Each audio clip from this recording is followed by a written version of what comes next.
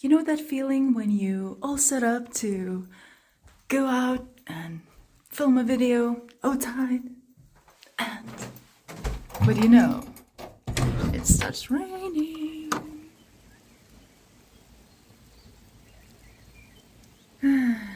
That's not great. Actually, I take my words back because it's great that it's raining. We need rain, nature needs rain for everything to start blooming. It's springtime, so it's all good. And it probably saved me at least an hour because I wasn't all set up. And I would have been walking around, trying to figure out where to film and how to deal with the wind blowing into the microphone and stuff like that. So anyways, so I just thought I'll just sit down on my couch, all comfy and warm, and share a little message with you guys, which is, short and sweet. Basically, if you don't shape your environment, the environment will start shaping you. So that's it for today. Okay, you want me to elaborate? All right, I will elaborate a little bit. Well, it's very obvious. It's very sort of easy to understand kind of concept. But once you actually start committing to creating your life, to be an active creator in your life, in the life of your dreams, or, even if you just start dreaming for the first time in your life, again, after, since you were a child, then you realize how painfully true it is that your environment is shaping you and has been shaping you all your life, ever since you were, a tiny little baby. We all were there, and, it's no, that there shouldn't be no judgment or guilt or anything like that, but it can be quite a painful realization, and especially if you have been stuck in some sort of situation where, you felt like you just became someone you don't want to be. So yeah, by saying you, I mean me. But I mean, we all are going through the same sort of things, and well, if this video caught your attention, maybe it will speak to you too. So by environment, I do mean sort of, I see the environment that is shaping us, or that we are shaping to nurture our, good habits, and just sort of going towards the path that we are meant to walk. So I see environment as having these three pillars. So one is your home, another one is your job or your workplace, and the third one, but it's not it's not according to any sort of like importance, but the third one that I had in mind is people. So obviously, in different stages of your life, it could be that you have full control over one thing, but less control over another pillar. So obviously, neither of them is more important than the other, but all of them are really important to pay attention to what's going on in that area of your life. So in previous video, I was talking about moving, so changing my habitat, my crib, where I live. I'm still creating a home, but I moved to a place that is a better reflection of my inner world, of my inner home. And I suppose the people pillar of my environment is also something that has changed dramatically since I moved back to Lithuania. And by dramatically, for once, I mean dramatically in a good way. So yeah, the people that I met, friends that I made, these people are just amazing and interesting and inspiring, and just opened up a whole new world for me, and also inspired me to become, a true version of me, an authentic kind of me, and celebrate my strengths and, all sorts of things. So yeah, and the other pillar that I'm working on the most right now is the jobs, workplace part of it. And it's quite interesting to see how being between jobs is helping me to understand what I really need from a job. And I do also understand that I'm sending the universe really mixed messages, because I'm working on different ends of the spectrum. So basically, on one end, I'm working towards, I'm applying for jobs to get this sort of like, stable sum of money to pay my bills and, all the rest of it. But it's a conventional, path that I'm actually consciously trying to move away from. So I'm working on the other end of the spectrum, which is being an entrepreneur, a creator, and, working for myself and helping people, but like being my own entity. So yeah, that's something to figure out. But yeah, this whole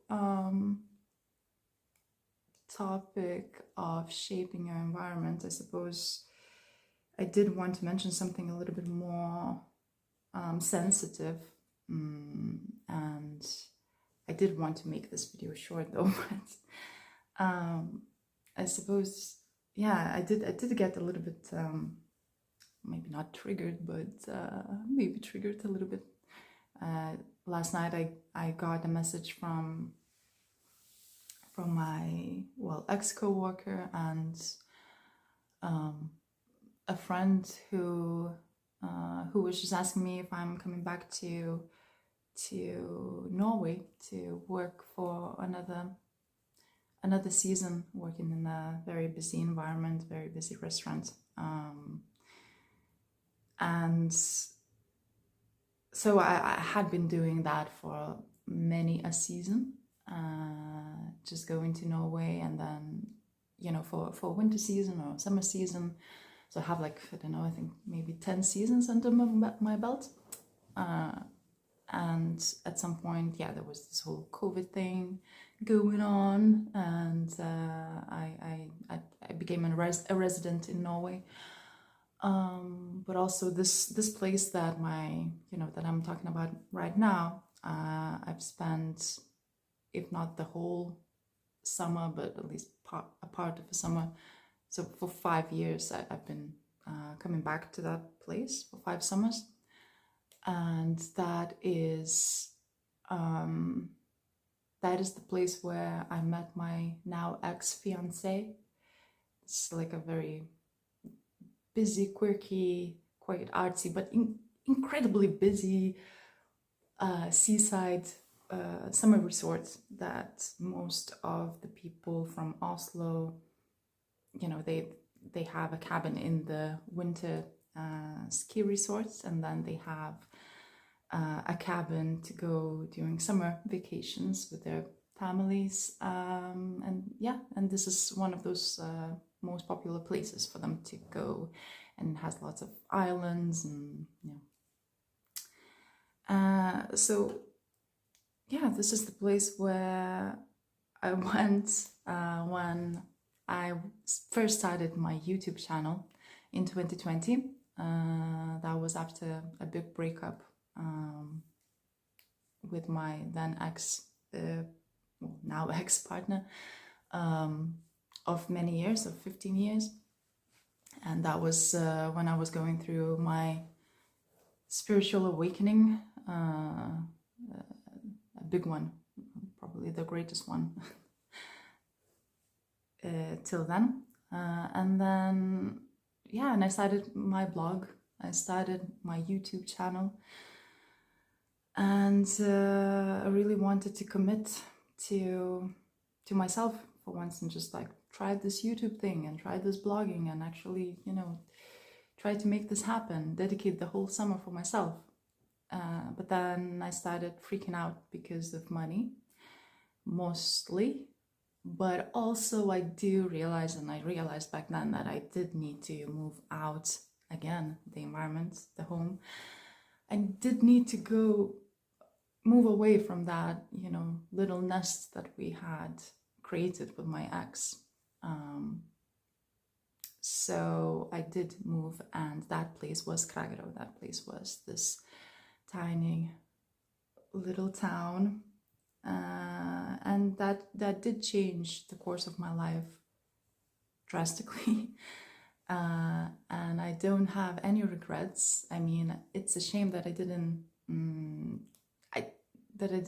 you know, follow through with my plans. I did, you know, continue writing, but not very consistently. And I did make a few more videos, so there is a little bit of documentation of the things I was going through, mostly just emotionally, you know, I wasn't going into detail. And then at some point, yeah, this new love of my life, I just got so immersed into it that I didn't feel like I could share, that it was a really private person, and I felt like I needed to hold myself back from sharing, you know, as authentically and honestly and as I am, as I used to, as I want to, and as I am now. So long story short, that's gonna be my catchphrase. My stories are never short. So yeah, so this is the place, and this is also the place where this love ended, or this relationship as it was ended. Because love doesn't end, I don't believe in that. I feel like it just transforms into something else. I am hoping that this relationship is gonna transform into something else as well, but right now it's sort of in between, that space in between, where you try to figure out what do you need from it. Just like I'm in between jobs. I'm not in between homes anymore. That's good. And when it comes to people, I also don't feel like I am in between. So basically, when I got this message, I felt like, yeah, I started, like, my first reaction was, no, I'm not coming back, because I'm moving away from that kind of lifestyle. You know, working hard, party hard, and also all these memories and everything. And I just felt like in these 5 summers, it made a really, it's not 5, 4. It must be 4, because it's been 4 years since, yeah, we were together with my ex-fiance for 4 years. So it really made a really nice circle, because it started there, and it, you know, that relationship ended there, and it was, you know, it's like a lifetime, you know, in these 4 or 5 years. My math is just amazing. So basically, I felt like the answer is very clear, and it's like, you know, it's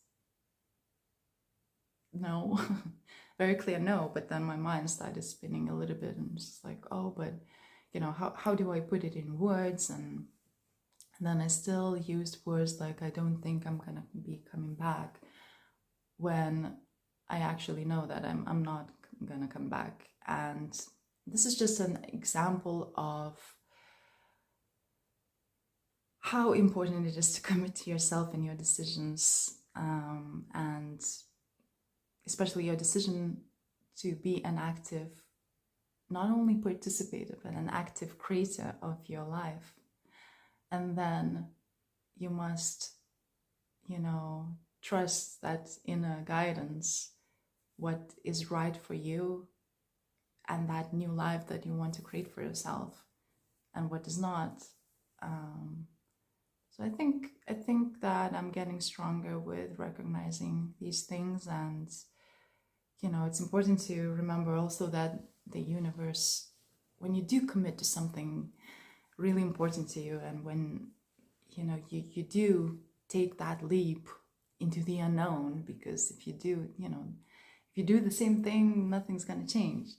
So if you do that, if you take that leap, the universe is going to help you, but also it's going to test you. It's going to be testing you from time to time, and the more important the decision, or, you know, the bigger the thing that you're committing to, then yeah, the tests might be also bigger.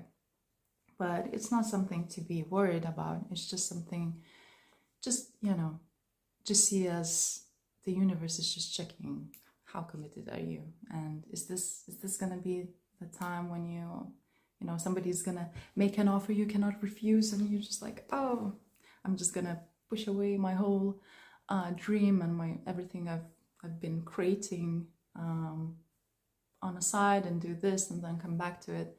Well, yeah, my advice for myself and for you, if you're in a similar situation, is just eyes, well, eyes on a prize, but the prize being you being happy and you being in your authentic, aligned self. And, you know, yeah, just don't lose your track, don't lose your path. It's there, and you know it. And yeah, just whenever it's possible, do shape your environment. So basically your home, your workplace or job, you know, where you're getting your funds from, for instance, right? And your people. Who are you spending the most time with?